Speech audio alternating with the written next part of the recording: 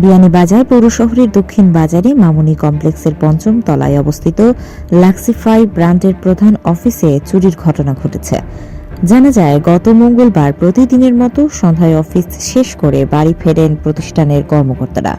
Technical প্রবলেমের কারণে বুধবার অফিস বন্ধ থাকে। বৃহস্পতিবার অফিসে গিয়ে দেখতে পান অফিসের গেট ও তালা ভেঙে অফিসের অনেক গুরুত্বপূর্ণ ফাইল এবং ওয়্যারহাউসের থাকা প্রোডাক্টের প্রায় ৯০% এবং কিছু ক্যাশ টাকা চুরি হয়েছে। এ ব্যাপারে বিয়ানীবাজার থানায় একটি অভিযোগ দায়ের করেছে কর্তৃপক্ষ। গত মঙ্গলবার আমরা অফিসে সবাই কাজ কাম শেষ করে আমরা আমাদের বাসার উদ্দেশ্যে রওনা হই প্রতিদিনের মতো। এর পরের দিন বুধবারে আমাদের অফিস ছুটি ছিল আমাদের কিছু প্রবলেমের কারণে, টেকনিক্যাল প্রবলেমের কারণে।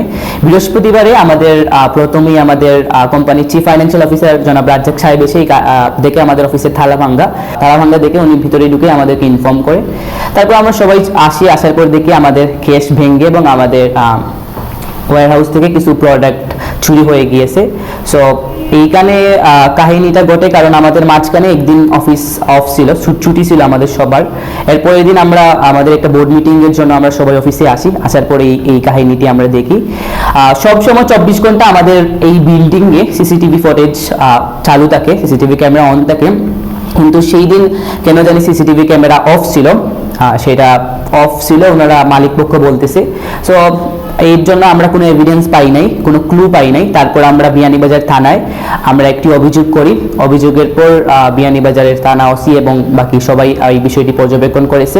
এরকম অনাকাঙ্ক্ষিত ঘটনা ঘটবে আমরা কেউ ভাবতে পারিনি। আসলে বিষয়টা হচ্ছে আমাদের অফিসটা হচ্ছে মামুনি কমপ্লেক্সের ৫ম তলায়, মানে এত উপরে উঠে যে এই চুরিটা হবে আমরা কেউ ভাবতে পারিনি। তারপরে এই ঘটনাটা ঘটে গিয়েছে। কি ধরনের চুর বলি আমি, যে আমাদের থানাটা পর্যন্ত নিয়ে গেছে। সো আমি বিয়ানীবাজারবাসীকে বলবো, পৌরসভাবাসীকে বলবো যে আপনারা একটু সতর্ক থাকেন, আপনাদের ব্যবসা প্রতিষ্ঠানকে একটু সতর্ক ভাবে দেখাশোনা করে। গত ২১ তারিখে আমাদের এই লাক্সিফাই থেকে প্রায় ৩০,০০০ টাকার মতন নগদ নিয়ে গেছে এবং আমাদের অনেক কাপড় নিচে প্রায় ১.৫ লক্ষ টাকা হবে।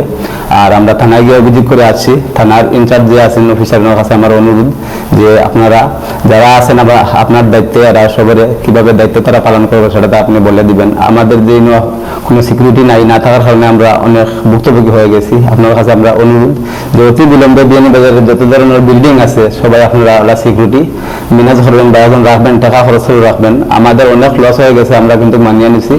অনেক মানুষ আছে কিন্তু কিটা আছে তারা সিকিউরিটি রাখে না, কি জন্য রাখে না জানি না, হয়তো টাকা টুকা একটু হয়তো তার খরচ হয়ে যাবে বলিয়া রাখতেছে না। যে আমরা যত টাকা লস হলে আমরা মানিয়ে নিছি, অনেক মানুষ হয়তো মানিয়ে নিত না, তারা বিভিন্ন মামলার সম্মুখীন হবো। আপনার কাছে আমি অনুরোধ বিয়ানীবাজার না ইন্টারওয়াল বাংলাদেশের যারা ভিডিও দেখবেন, যারা বিল্ডিং আছে তারা সবাই সিকিউরিটি রাখবেন এবং আপনারা যে ক্যামেরাটা আছে ক্যামেরাটা সবসময় সচল রাখবেন। আপনার কাছে আমার দুই উদ্যমী তরুণ ও এক যুবকের হাত ধরে বিয়ানীবাজারে যাত্রা শুরু করে তৈরি পোশাক ব্র্যান্ড লাক্সিফাই।